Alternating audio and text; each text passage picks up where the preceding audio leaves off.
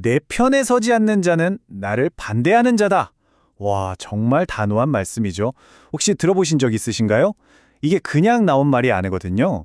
우리 모두를 자, 이제 선택해 하고 어떤 기로에 세우는 예수님의 아주 강력한 선언인데요. 오늘 대체 어떤 상황에서 이 말씀이 나왔는지 그 놀라운 기적과 그 안에 숨겨진 깊은 의미를 한번 제대로 파헤쳐보겠습니다. 모든 이야기에는 시작이 있잖아요. 오늘 이야기의 시작점은 정말 놀라운 기적이었습니다. 한 남자가 다시 말을 하게 된 거죠. 그런데 말이죠. 이 기적 같은 광경 앞에서 모두가 막 박수치고 환호했을까요? 아니었어요. 오히려 어떤 사람들은 예수님을 향해서 손가락질을 하면서 모함하기 시작했다는 겁니다. 아니 도대체 똑같은 걸 눈앞에서 보고도 어떻게 이렇게 반응이 다를 수가 있죠? 왜 그랬을까요? 자, 바로 이 질문에서부터 오늘 이야기를 한번 풀어가 보겠습니다. 자, 첫 번째 파트입니다. 바로 기적 그리고 엇갈린 시선인데요. 하나의 놀라운 사건을 두고 어떻게 이렇게 시선이 극과 극으로 갈렸는지 그 현장으로 먼저 들어가 보시죠. 사건은 이랬습니다. 예수님 앞에 마귀 들려서 말을 못하는 사람이 있었어요. 예수님께서 그를 낫게 해주시니까 마귀가 싹 떠나가고 그 사람이 바로 그 자리에서 말을 하기 시작한 겁니다. 와, 여러분 한번 상상해 보세요. 평생을 침묵 속에 갇혀 살던 사람이 바로 내 눈앞에서 처음으로 목소리를 내는 그 순간을요. 얼마나 경이로웠을까요? 아마 그 자리에 있던 사람들은 정말 큰 충격을 받았을 겁니다. 그런데 말이죠. 여기서 정말 흥미로운 지점이 생깁니다. 이 놀라운 기적을 본 사람들의 반응이 지금 보시는 것처럼 딱 둘로 갈라져 버린 거예요.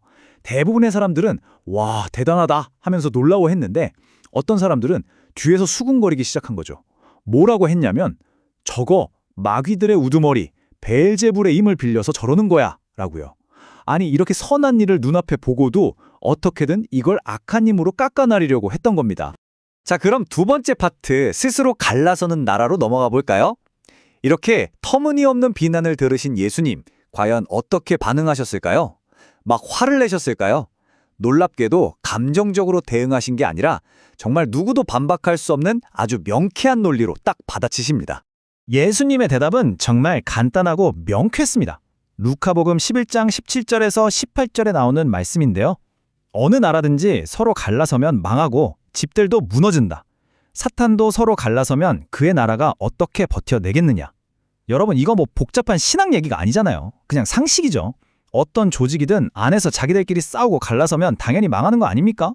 예수님께서는 바로 이 단순한 진리로 너희들 말이 얼마나 앞뒤가 안 맞는지 아니? 하고 딱 보여주신 겁니다. 네, 바로 이겁니다. 사탄이 사탄의 힘을 빌려서 사탄을 쫓아낸다? 이건 말이 안 되는 거죠. 자기들끼리 싸우는데 그 나라가 어떻게 유지가 되겠어요. 이렇게 간단한 논리 앞에서 그 사람들의 억지 주장은 그냥 힘을 잃어버리고 만 겁니다. 자, 세 번째 파트입니다. 선택의 기로에 서서. 예수님은 여기서 그냥 해명하고 끝나지 않으세요. 이제 방어에서 넘어서서 이 사건의 진짜 의미가 뭔지, 진실이 뭔지를 선포하기 시작하십니다. 그리고 이 선포는 그 자리에 있던 모든 사람들에게 그리고 오늘 우리에게까지 피할 수 없는 질문을 던지게 되죠. 자, 당신은 어느 편에 설 겁니까? 여기서 정말 중요한 말씀이 나옵니다. 루카복음 11장 20절인데요. 내가 하느님의 손가락으로 마귀들을 쫓아내는 것이면 하느님의 나라가 이미 너희에게 와 있는 것이다. 여러분, 여기서 하느님의 손가락이라는 표현, 이게 그냥 시적인 비유가 아니에요. 세상을 창조하신 하느님의 권능, 그 쉼 자체를 말하는 거거든요. 그러니까 이 기적은 악마의 힘이 아니라 바로 그 창조주의 능력으로 일어난 거고 그 능력이 지금 바로 여기서 나타났다는 건 곧 하느님의 나라가 이미 우리 곁에 와 있다는 확실한 증거다 라고 선포하시는 겁니다. 그리고 드디어 오늘 이야기의 가장 핵심적인 말씀에 도착했습니다. 루카복음 11장 23절입니다. 내 편에 서지 않는 자는 나를 반대하는 자고 나와 함께 모아들이지 않는 자는 흩어버리는 자다. 와, 이보다 더 명확할 수가 있을까요? 예수님은 지금 딱 잘라 말씀하시는 거예요. 어중간한 건 없다. 회색 지대는 없다. 하느님의 나라가 지금 여기에 와 있는데 이 거대한 변화 앞에서 난 상관없어. 난 중립이야. 이런 입장은 없다는 겁니다. 당신은 나와 함께 사람들을 모으는 편에 서든지 아니면 모든 걸 흩어버리는 반대편에 서든지 둘 중 하나라는 거죠. 선택은 우리 몫입니다. 자, 네 번째 파트입니다. 십자가라는 고통의 길. 그렇다면 예수님 편에 선다는 거, 이게 구체적으로 뭘 의미하는 걸까요? 그 길은 과연 어떤 모습일까요? 우리는 가끔 신앙의 길이라고 하면 뭔가 축복이 가득한 편안한 꽃길을 생각하기 쉽잖아요. 하지만 예수님은 분명히 말씀하셨어요. 내 편에 서는 길은 결코 그런 편한 길이 아니라고요. 오히려 그 길은 예수님께서 직접 걸어가셨던 것처럼 자갈밭에 가시덤불로 뒤덮인 좁고 험한 십자가의 길이라는 겁니다. 세상적인 성공이 아니라 희생과 인내를 요구하는 그런 길이죠. 결국 십자가의 길은 매 순간 선택하는 길입니다. 지금 보시는 것처럼 세상이 중요하다고 말하는 가치와는 정반대의 것을 선택하는 삶이죠. 미움이 아니라 용서를 선택하고 영광을 누리기보다는 초라함을 기꺼이 받아들이고 권위를 내세우는 대신에 봉사하는 삶을, 그리고 세상을 나누는 분열이 아니라 모두를 하나로 만드는 일치를 선택하는 것. 바로 이게 예수님 편에 선 사람들의 삶의 방식이라는 겁니다. 자, 이제 마지막 5번째 파트입니다. 부활이라는 영광의 희망. 그렇다면 이 험난한 십자가의 길이 그저 고통으로 끝나버리는 걸까요? 당연히 아니겠죠?